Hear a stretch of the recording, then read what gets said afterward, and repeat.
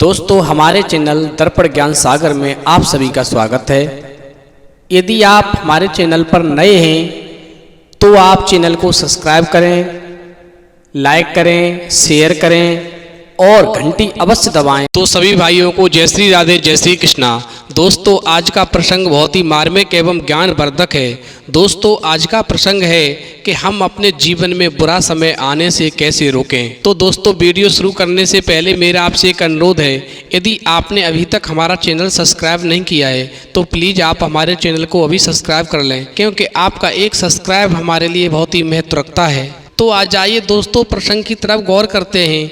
देखिए दोस्तों, एक जंगल में एक घायल तोता पड़ा हुआ था और उसी रास्ते से एक अपने जीवन के दुखों से हारा हुआ व्यक्ति निकलता हुआ जा रहा था। दोस्तों जब उस व्यक्ति की निगाह उस घायल तोता पर पड़ती है तो वैसे ही वो तोते के पास जाता है और उस घायल तोते को अपने हाथों में उठा लेता है और उठाने के बाद में उस घायल तोते को एक वृक्ष की छाया में लिटा देता है और बड़े प्यार से उस तोते को पानी पिलाता है। दोस्तों जब उस घायल तोते को उस दुखी व्यक्ति ने पानी पिलाया तो तोता कहने लगा कि मेरा समय अब अंतिम है, मैं कुछ ही समय का मेहमान हूँ, लेकिन मैं इस दुनिया से जाते जाते आपको आज 5 ज्ञान की ऐसी बातें बता कर के जाऊँगा जो कि आपके जीवन में बहुत काम आएंगी और कभी भी आपके जीवन में कोई बुरा समय नहीं आएगा। दोस्तों वो तोता उस दुखी व्यक्ति से कहने लगा, हे मानव, सुख और दुख हर व्यक्ति के जीवन में लगातार बना रहता है।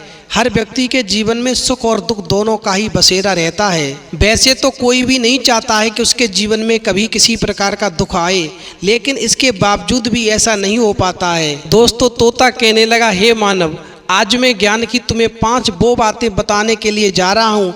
यदि तुमने इन ज्ञान की बातों को अपने जीवन में उतार लिया तो तुम्हारे जीवन में कभी बुरा समय नहीं आएगा। दोस्तों तोता कहने लगा, हे मानव, पहली बात को ध्यान से सुनो। कभी भी मूर्ख व्यक्ति से ज्ञान की बात नहीं करनी चाहिए, क्योंकि जो लोग मूर्ख होते हैं वो कभी दूसरों की बात नहीं समझते।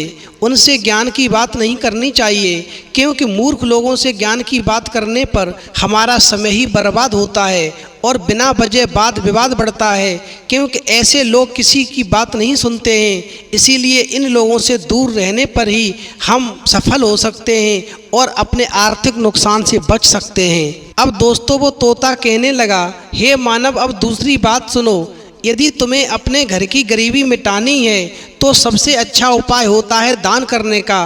तुम्हें समय समय पर दान करते रहना चाहिए।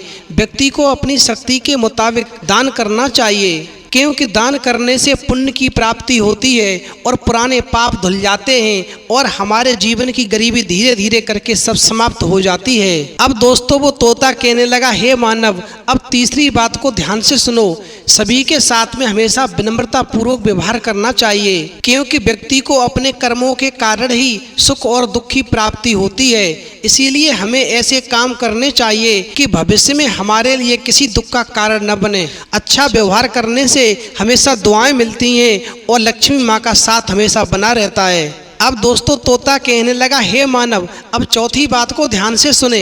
यदि आप इस दुख से बचना चाहते हैं तो खुद को ज्ञानी बनने से कभी न रोकें, क्योंकि ज्ञानी व्यक्ति को न सिर्फ अपने घर एवं परिवार में बल्कि बाहर भी सम्मान मिलता है और ऐसा व्यक्ति बहुत तेजी से तरक्की करता है। इसलिए हमेशा ध्यान रखो कि अपने को ज्ञानवान बनाओ। अब दोस्तों तोता कहने लगा, हे मानव, 5वीं बात को ध्यान से सुनो। ईश्वर की भक्ति से ही हमेशा शक्ति की प्राप्ति होती है। इसलिए ईश्वर की भक्ति हमारे जीवन में एक अलग महत्व रखती है। इससे हमें सफलता मिलती है और बुरे वक्त में साहस मिलता है। इसीलिए हमें हमेशा ईश्वर पर भरोसा और भक्ति दोनों करनी चाहिए। आप भक्ति से पुराने जन्मों के कुकर्मों को भी टाल सकते हैं और अपने जीवन को धन्य बना सकते हैं।